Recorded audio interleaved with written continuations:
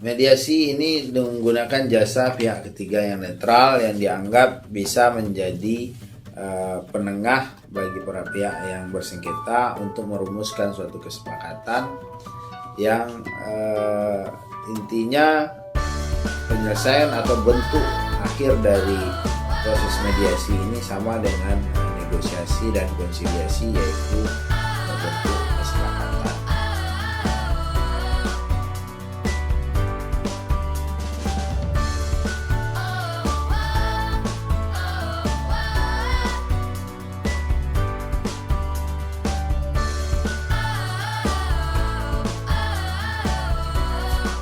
A'udzubillahiminasyaitonirrajim. Bismillahirrahmanirrahim.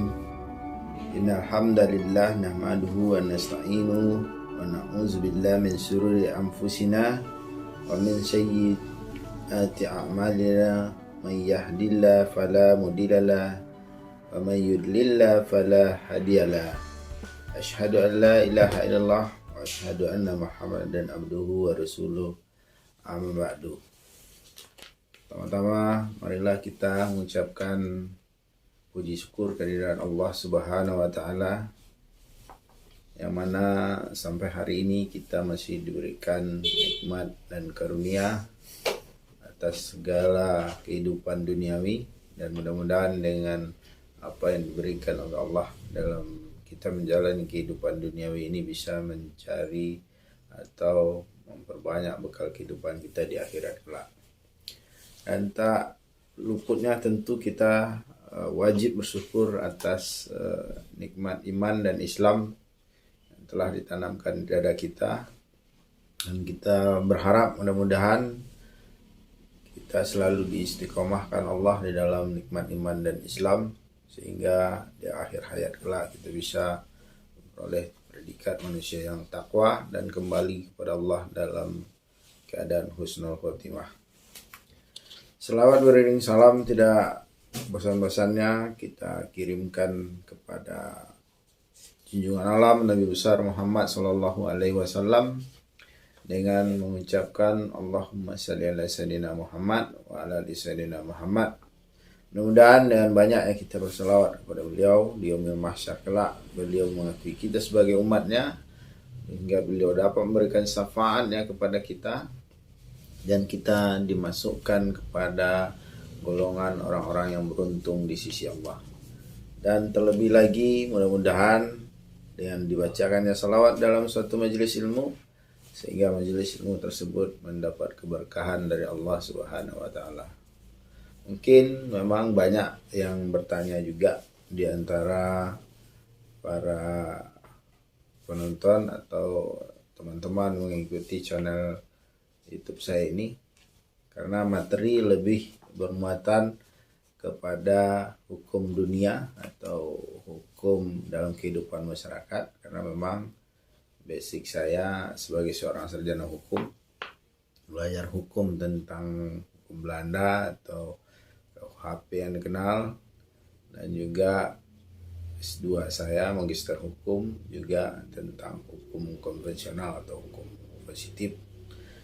Dan saat ini saya juga sedang menempuh pendidikan pada program Doktor Ilmu Hukum pada Universitas Jambi, juga tentang hukum konvensional. Nah, kenapa di dalam setiap video pembelajaran yang saya buat atau yang saya unggah ke YouTube ini selalu membawakan pembukaan dalam bentuk-bentuk pembukaan ceramah, padahal saya bukan ustadz, tapi di dalam suatu pembukaan itu bisa kita ambil seperti yang saya bacakan di awal adalah doa pembuka majelis, yang artinya kira-kira segala puji bagi Allah yang hanya kepadanya kami memuji, memohon pertolongan dan mohon keampunan.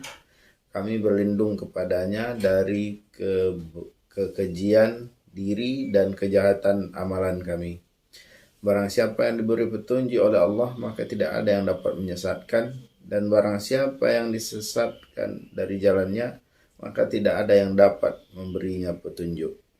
Dan aku bersaksi bahwa tiada sembahan yang berhak disembah melainkan Allah, yang tiada sekutu baginya, dan aku bersaksi bahwa Muhammad adalah Rasulullah atau utusan Allah. Nah,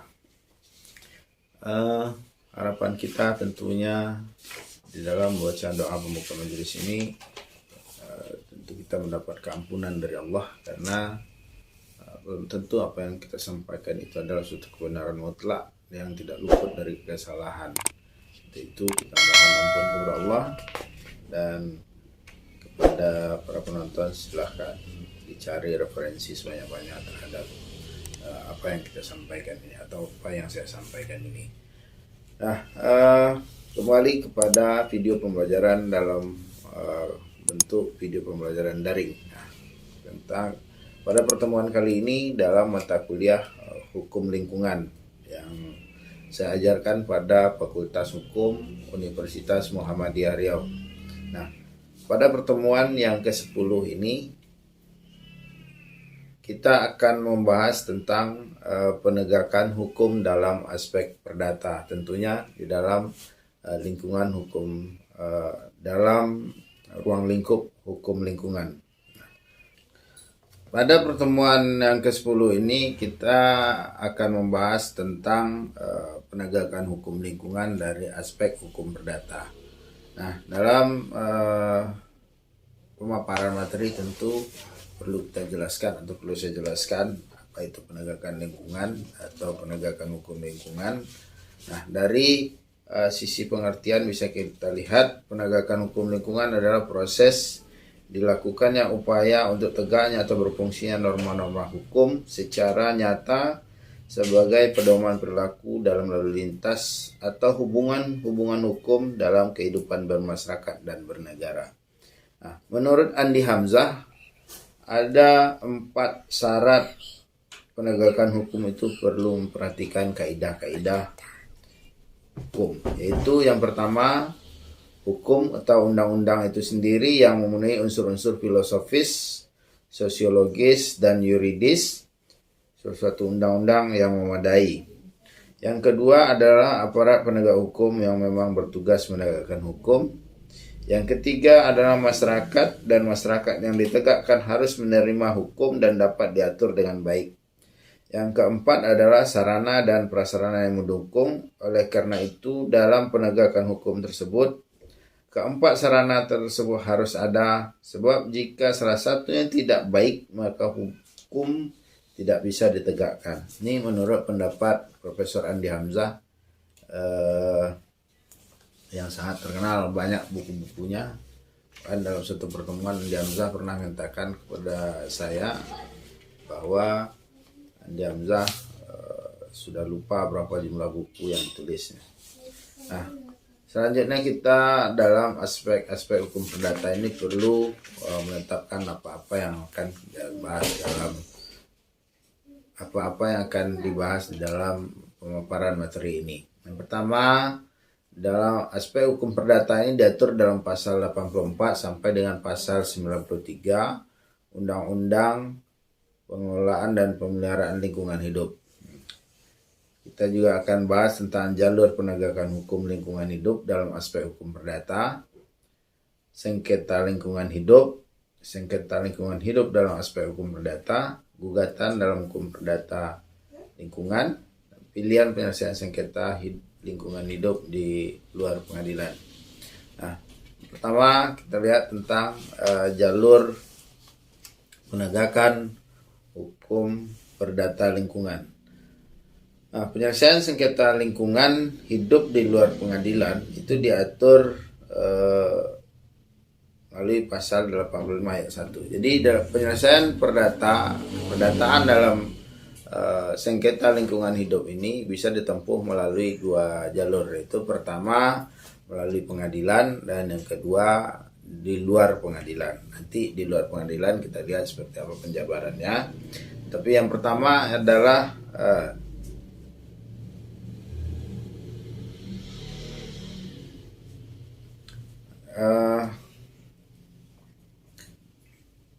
nanti di dalam dan di luar pengadilan ini akan kita jabarkan atau kita bahas di dalam video pembelajaran ini. Yang pertama yaitu kita lihat tentang penyelesaian sengketa lingkungan hidup di luar pengadilan. Ini diambil dari pasal 85 ayat 1. Nah, penyelesaian sengketa lingkungan hidup di luar pengadilan dilakukan untuk mencapai kesepakatan mengenai A. bentuk dan besarnya ganti rugi, B. tindakan pemulihan akibat pencemaran dan atau perusakan, C.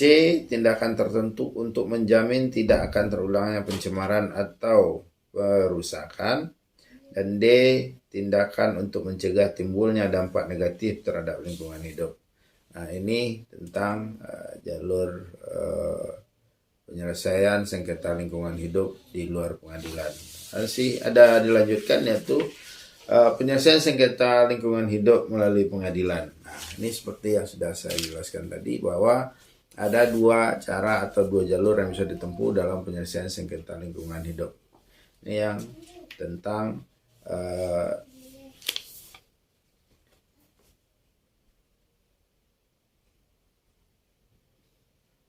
penyelesaian sengketa lingkungan hidup melalui pengadilan. Yang pertama tentu titik beratnya adalah ganti kerugian dan pemulihan lingkungan. Nah, dasar hukumnya ada pada pasal 87 ayat 1 sampai dengan pasal 84 Undang-Undang Pengelolaan dan Pemeliharaan Lingkungan Hidup.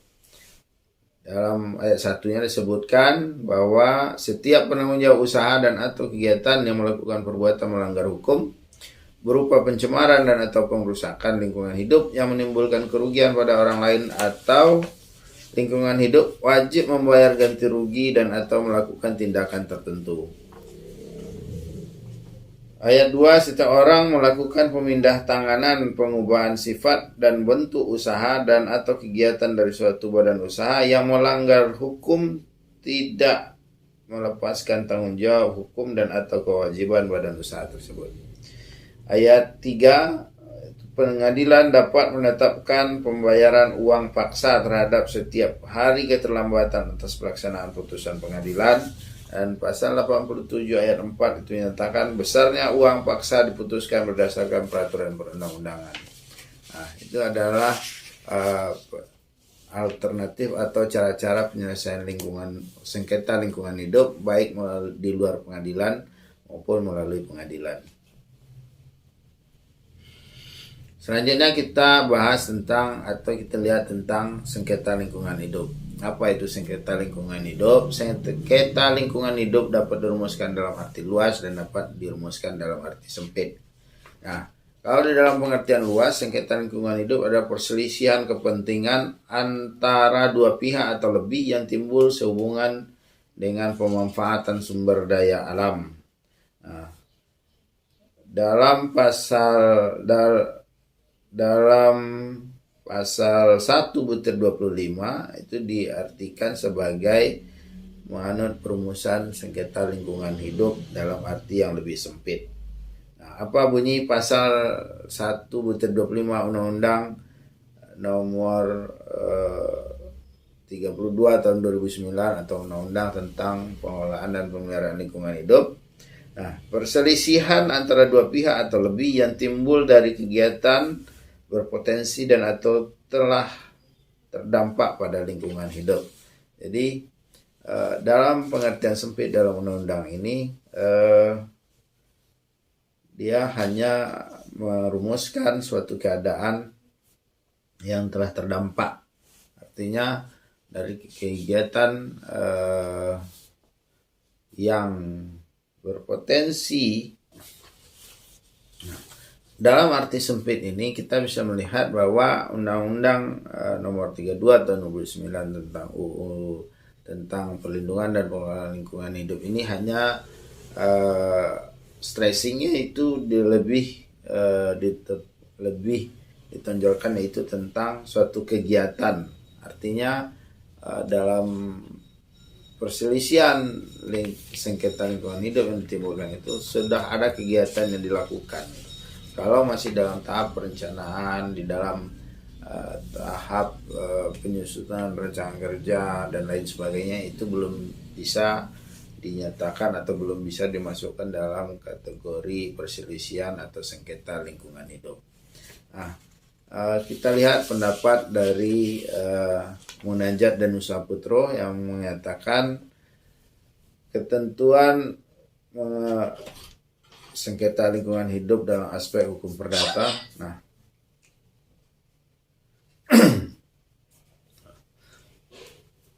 kita lihat pendapat dari Munajat dan Nusa Putro tentang sengketa lingkungan hidup dalam aspek perdata. Menurut Munajat dan Nusa Putro, mengandung ketentuan-ketentuan yang mengatur tatanan masyarakat orang seorang berikut badan-badan hukum perdata dan hubungan yang melandasi orang seorang berikut badan-badan hukum perdata satu sama lain. Begitu pula yang melandasi hubungan hukum orang seorang berikut badan-badan hukum perdata berhadapan dengan badan-badan hukum negara, badan-badan negara, manakala badan-badan negara tersebut bertindak sebagai badan hukum perdata dalam menyelenggarakan hak dan kewajibannya. Ini pendapat yang disampaikan oleh Munajat dan Nusa Putro.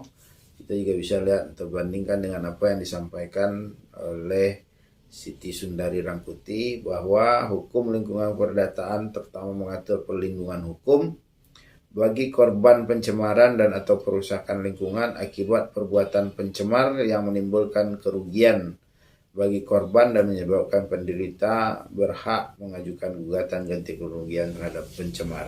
Nah, beda dengan apa yang disampaikan oleh Munajat dan Nusa Putro. Munajat dan Nusa Putro ini lebih melihat kepada hubungan hukum orang perorangan, artinya spesifikasi yang disampaikan oleh Munajat dan Nusa Putro itu lebih kepada teknis dalam apa yang terjadi di dalam hal perusakan atau sengketa lingkungan dalam keperdataan.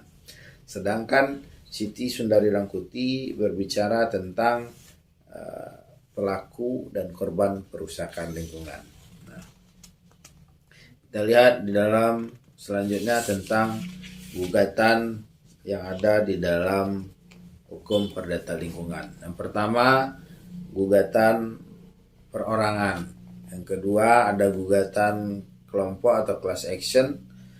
Yang ketiga, ada gugatan legal standing. Yang keempat, ada gugatan citizen standing atau citizen lawsuit. Nah, yang tentu untuk dapat mengetahui apa itu gugatan yang ada di dalam lingkungan, saya akan menjelaskan secara umum satu persatu. Mungkin ini tidak mendetail karena juga berkaitan dengan makin panjangnya nanti penjelasan dalam video ini, maka makin panjang pula durasi yang akan dimunculkan di dalam penayangan video YouTube ini. Nah, untuk itu saya akan menyampaikan penjelasan secara global atau secara umum tentang gugatan perorangan. Gugatan perorangan adalah setiap peristiwa lingkungan hidup yang berupa pencemaran maupun perusakan pada umumnya warga masyarakat sekitarnya merasa dirugikan karena kehidupan terganggu, antara lain udara yang kotor, bau tidak sedap, air tidak dapat dimanfaatkan, banjir, dan sebagainya. Warga masyarakat yang dirugikan mempunyai hak mengajukan gugatan terhadap pihak yang menyebabkan terganggunya lingkungan hidup. Ini menurut pendapat Gatot Supramono. Dan dalam artian lain juga disebutkan, warga yang menggugat mempunyai hubungan langsung dengan peristiwanya karena mereka sebagai korban, dan tujuannya adalah untuk mendapatkan ganti kerugian. Selain itu, gugatan bertujuan agar pihak tergugat melakukan pemulihan lingkungan hidup yang rusak. Gugatan ke pengadilan dapat diajukan secara sendiri-sendiri. Nah, inilah yang menjadi suatu landasan pemikiran bahwa setiap orang yang merasa dirugikan atau yang menjadi korban dari perusakan atau peristiwa tercemarnya suatu lingkungan dapat mengajukan gugatan baik seorangan atau sendiri-sendiri ke pengadilan, yang tujuannya adalah untuk mengajukan tuntutan ganti kerugian akibat dari rusaknya lingkungan yang telah terjadi tersebut. Hak gugat hanya dapat dipergunakan oleh subjek hukum apabila memiliki kepentingan hukum yang cukup. Dalam bahasa lainnya disebut dengan point the interest, point the action. Hal tersebut sesuai dengan putusan Mahkamah Agung RI pada tanggal 7 Juli 1971 dalam nomor perkara 294 garing X garing SIP garing 1971 yang menyatakan bahwa gugatan harus diajukan oleh orang yang mempunyai hubungan hukum. Ini menurut dikutip dari Zahir. Nah, pengajuan gugatan perorangan ini sesuai dengan prinsip hukum perdata sebagai hukum pribadi atau hukum privat. Nah, karena masing-masing orang memiliki kemauan tidak sama dalam sengketa lingkungan hidup maupun kepentingan masing-masing korban sama untuk meminta ganti kerugian, akan tetapi besarnya kerugiannya yang berbeda-beda. Nah, inilah landasan kenapa gugatan perorangan itu boleh dilakukan dalam hal terjadi kerusakan lingkungan, karena mungkin dalam suatu peristiwa mereka sama-sama mengalami kerugian, tetapi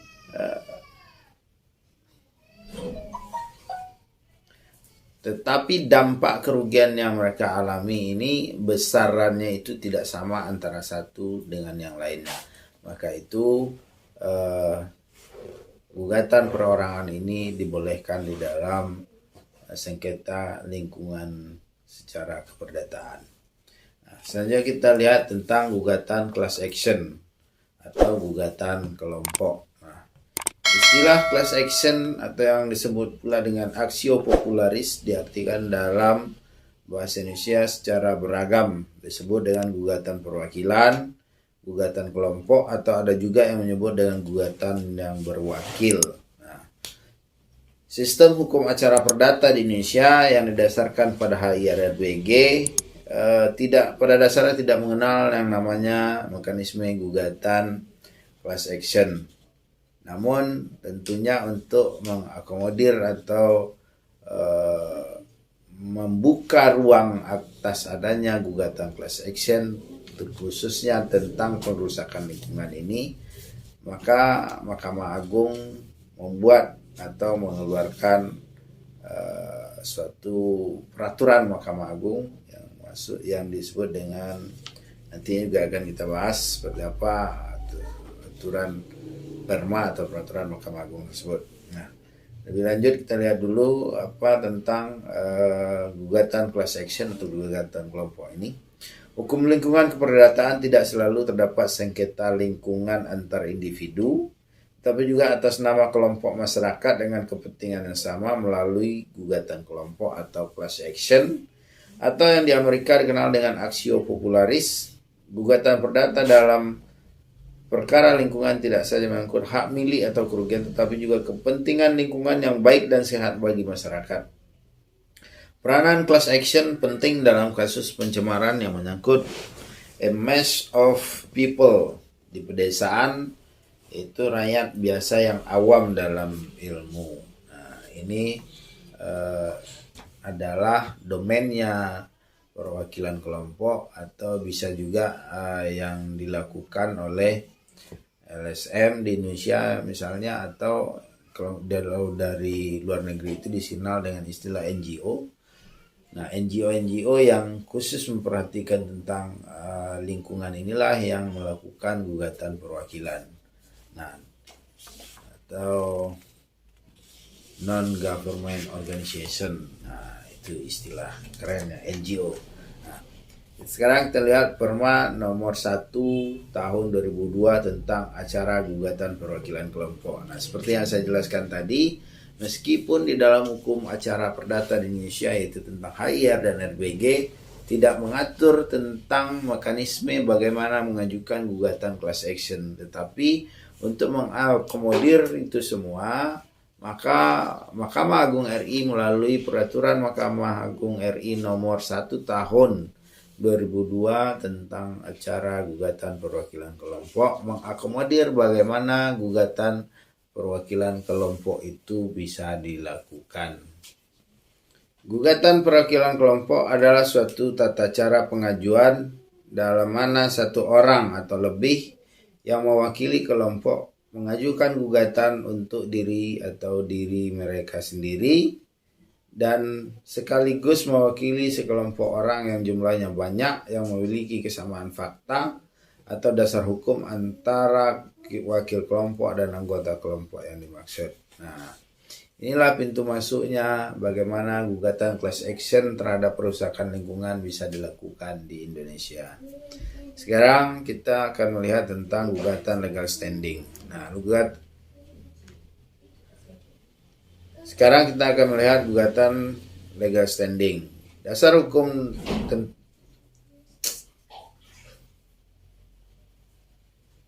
apa tuh? Motor tuh di luar hidupkan tuh ya. Sekarang kita akan melihat tentang gugatan legal standing. Gugatan legal standing. Nah, kita akan melihat secara sekilas tentang penjabaran gugatan legal standing. Yang pertama, dasar hukumnya adalah pasal 92 Undang-Undang Pemeliharaan dan Pengelolaan Lingkungan Hidup. Gugatan terhadap perkara lingkungan tidak saja menyangkut hak milik atau kerugian, tetapi juga kepentingan lingkungan yang baik dan sehat bagi masyarakat. Dalam rangka untuk kepentingan lingkungan, maka diperlukan adanya kewenangan menggugat ius standi atau legal standing atau standing to sue dari organisasi lingkungan. Nah, legal standing organisasi lingkungan ini tidaklah mudah karena ada doktrin hukum perdata tradisional yang menganut azas tiada gugatan tanpa kepentingan hukum atau point the interest, point the action, yang hanya memungkinkan kewenangan menggugat atas dasar kepentingan dan hubungan hukum dengan tergugat serta menimbulkan kerugian. Artinya di dalam tradisi hukum perdata atau perdata tradisional itu menganut azas bahwa tidak ada gugatan tanpa ada kepentingan. Artinya untuk dapat mengajukan suatu gugatan harus terlebih dahulu ada kepentingan apa yang dirugikan oleh si tergugat kepada si penggugat. Nah, inilah menjadi dasar penggugat untuk mengajukan gugatan di pengadilan. Maka disebut dengan istilah point the interest, point the action. Artinya ada kerugian yang ditimbulkan, maka aksinya adalah mengajukan gugatan. Nah, ini menurut pendapat Muhammad Akib. Nah, selanjutnya ada tentang gugatan citizen law standing atau citizen law suit. Nah, citizen law suit sendiri lahir dari negara-negara yang menganut sistem hukum common law, dan dalam sejarahnya citizen law suit pertama kali diajukan terhadap permasalahan lingkungan hidup itu di Amerika Serikat. Nah, sedangkan di Indonesia menganut azas hukum Anglo-Saxon atau Eropa kontinental. Nah, dalam sistem Anglo-Saxon tidak dikenal namanya citizen lawsuit, tetapi karena sekarang sudah tidak ada lagi aliran hukum secara murni atau secara secara pure yang tentang memang betul-betul Anglo-Saxon atau memang betul-betul common law, tetapi sekarang sudah banyak terjadi percampuran sistem hukum. Nah, maka di Indonesia juga memungkinkan diajukannya gugatan citizen lawsuit atau gugatan citizen standing ini. Namun pada perkembangannya citizen lawsuit tidak hanya diajukan dalam perkara lingkungan hidup, tetapi pada semua bidang di mana negara dianggap melakukan kelalaian dalam memenuhi hak warga negaranya. Ini menurut Mahkamah Agung. Nah, secara sederhana, citizen lawsuit adalah mekanisme gugatan warga negara terhadap penyelenggaraan negara berkenaan dengan kepentingan umum, bukan untuk kepentingan pribadi atau orang per orang. Nah, citizen lawsuit adalah menggugat tanggung jawab penyelenggaraan negara atas kelalaian memenuhi hak-hak warga negara. Kelalaian tersebut didalilkan sebagai perbuatan melawan hukum, onreh mati kedat. Nah, citizen lawsuit yang diajukan tidak ada hubungannya dengan ganti kerugian.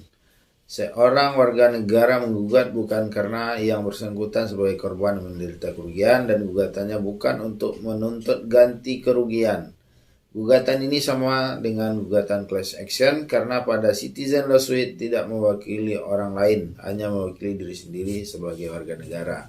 Artinya citizen lawsuit ini atau citizen law standing ini tidak dalam kerangka mengajukan gugatan untuk mendapatkan ganti kerugian, tetapi gugatan ini diajukan adalah untuk meminta tanggung jawab negara terhadap pemeliharaan lingkungan ataupun terhadap perbaikan lingkungan yang telah terjadi kerusakan.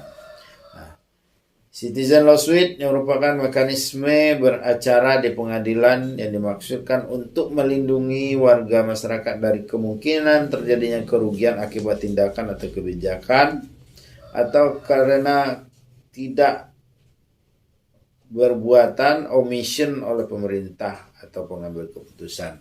Ini menurut Gatot Supramono sebagaimana yang disampaikan dalam bukunya pada tahun 2013. Nah, ini saja tentang pilihan penyelesaian sengketa lingkungan hidup di luar pengadilan. Ini diatur dalam pasal 86 Undang-Undang Pemeliharaan dan Pengelolaan Lingkungan Hidup. Nah, masyarakat dapat membentuk lembaga penyedia jasa penyelesaian sengketa lingkungan hidup yang bersifat bebas dan tidak berpihak.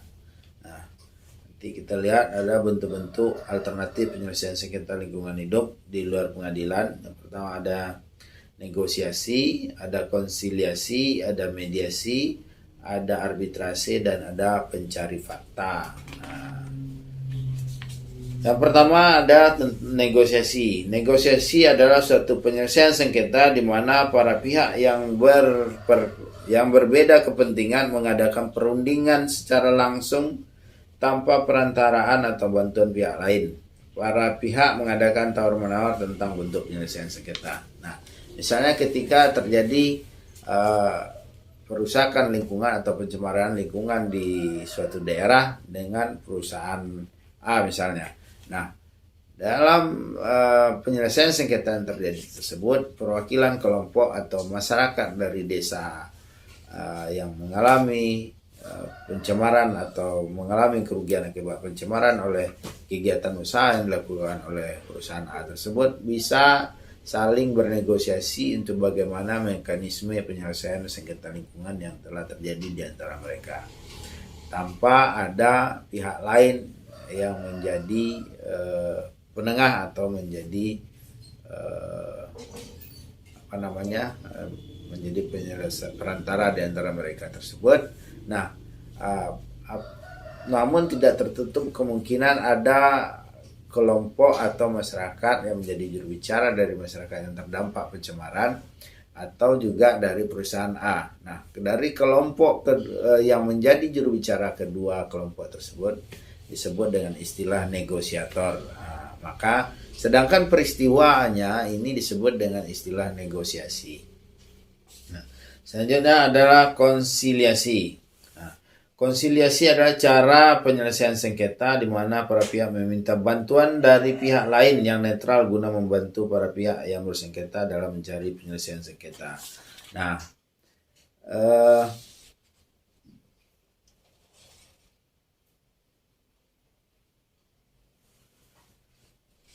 Nah, berbeda dengan negosiasi, ketika negosiasi dilakukan secara langsung oleh para pihak yang berkepentingan.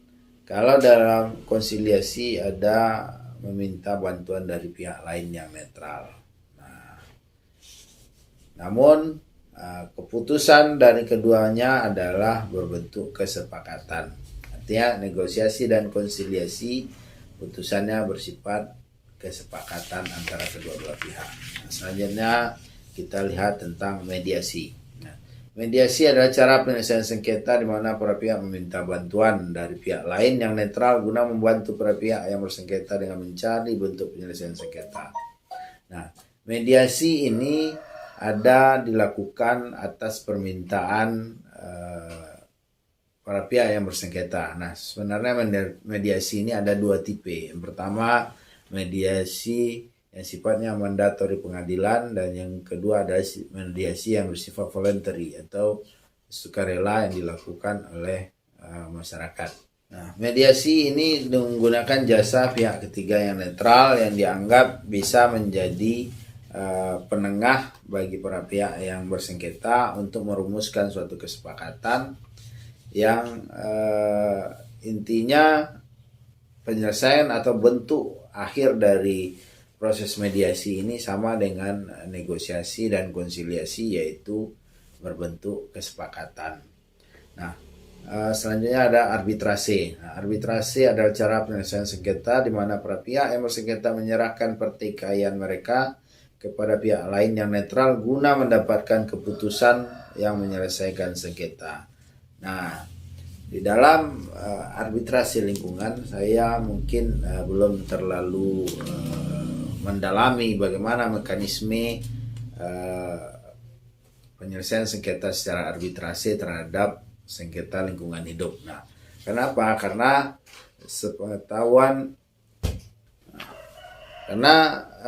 arbitrasi sepanjang yang saya ketahui itu adalah didasarkan pada suatu kesepakatan untuk penyelesaiannya. Nah, di dalam Undang-Undang 30 tahun 2009 tentang arbitrasi dan alternatif penyelesaian sengketa itu disebutkan bahwa dasar dari untuk adanya penyelesaian sengketa secara arbitrasi adalah adanya perjanjian arbitrasi atau klausula arbitrasi di dalam suatu perjanjian. Nah, bagaimana mekanisme arbitrasi di dalam hukum lingkungan atau sengketa hukum lingkungan atau sengketa lingkungan secara keperdataan? Nah, ini mungkin perlu mekanisme pengaturan yang lebih tegas, yang lebih tepat, karena di dalam Undang-Undang nomor 30 tahun, maksud saya Undang-Undang nomor 32 tahun 2009 tentang pemeliharaan dan pengelolaan lingkungan hidup itu tidak secara tegas menyebutnya tentang arbitrasi, tetapi hanya menyebutkannya tentang bahwa masyarakat dapat membentuk suatu lembaga penyelesaian sengketa lingkungan di luar pengadilan. Nah, tapi dalam juknisnya pemerintah belum menegaskan secara hukum bentuk dari lembaga penyelesaian sengketa ini seperti apa gitu. Nah, maka ini akan menjadi suatu pekerjaan bagi masyarakat untuk membuat atau merumuskan lembaga penyelesaian arbitrasinya seperti apa gitu. Dasar hukum yang dipakai untuk arbitrasinya itu dasar hukum yang mana? Undang-undang, apabila memakai Undang-Undang 30 tahun 2000 Undang-Undang 30 tahun 99 menurut saya kurang tepat. Karena apa? Yang menjadi latar belakang dari undang-undang tersebut adalah sengketa yang berlatar belakang kegiatan bisnis atau perjanjian bisnis. Nah, bagaimana dengan sengketa lingkungan? Apakah memang ada perjanjian bisnis? Nah, ini yang perlu didalami secara lebih spesifik lagi. Nah, selanjutnya ada tentang pencari fakta. Nah, pencari fakta ini adalah cara penyelesaian sengketa di mana para pihak menyerahkan pertikaian mereka kepada pihak lain yang biasanya terdiri dari para pakar hukum untuk mencari fakta-fakta yang berkaitan dengan sengketa. Nah, misalnya terjadi perusakan lingkungan di suatu masyarakat yang menggantungkan sumber kehidupannya kepada sungai atau aliran sungai.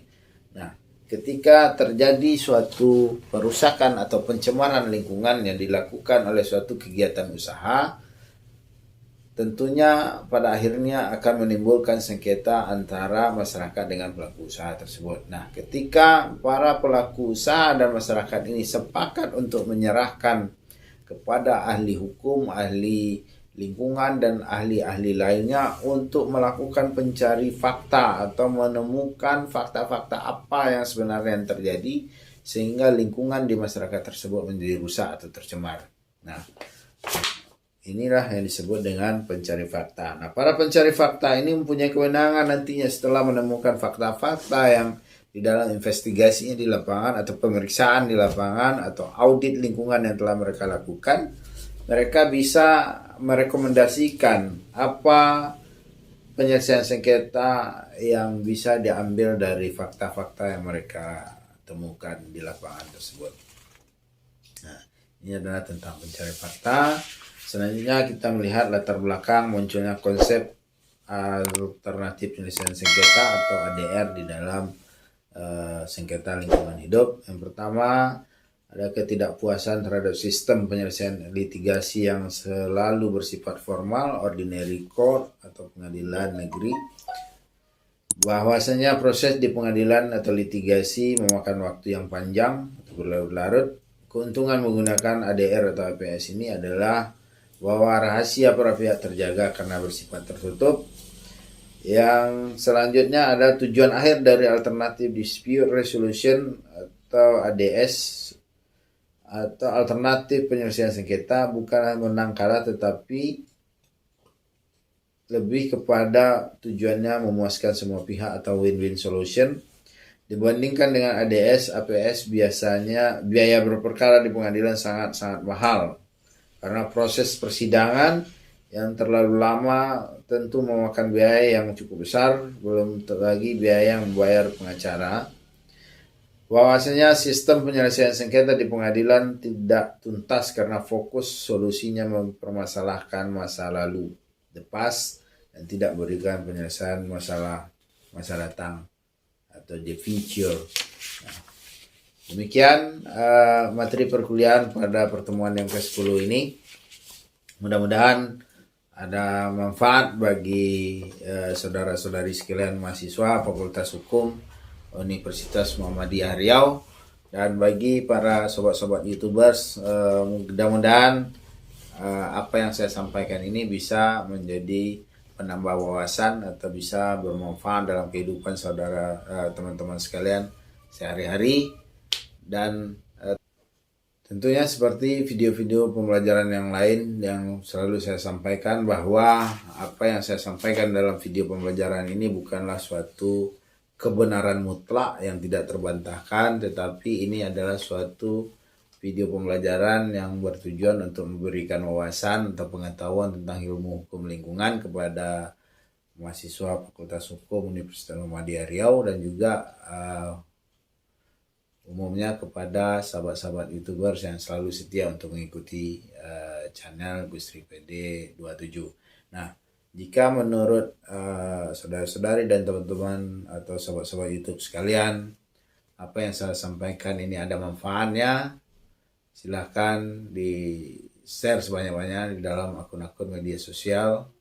Dan terlebih lagi, jika hal ini menjadi suatu referensi, mungkin akan ada manfaat bagi saya pribadi yang menyampaikan. Dan juga khususnya tentu seperti yang saya sampaikan tadi, silahkan dicari perbandingan-perbandingan, karena apa yang saya sampaikan ini bukanlah suatu kebenaran mutlak yang tidak terbantahkan, tetapi ini hanyalah yang saya sampaikan ini adalah apa yang saya ketahui dari apa yang saya baca. Nah, untuk itu mahasiswa saya tekankan beli buku, baca, jangan hanya bukunya disampul, tapi disimpan di rak buku. Nah, akhir kata, atas segala kekurangan dalam penyampaian materi ini, saya mohon maaf. Billahi taufiq wal hidayah. Assalamualaikum warahmatullahi wabarakatuh.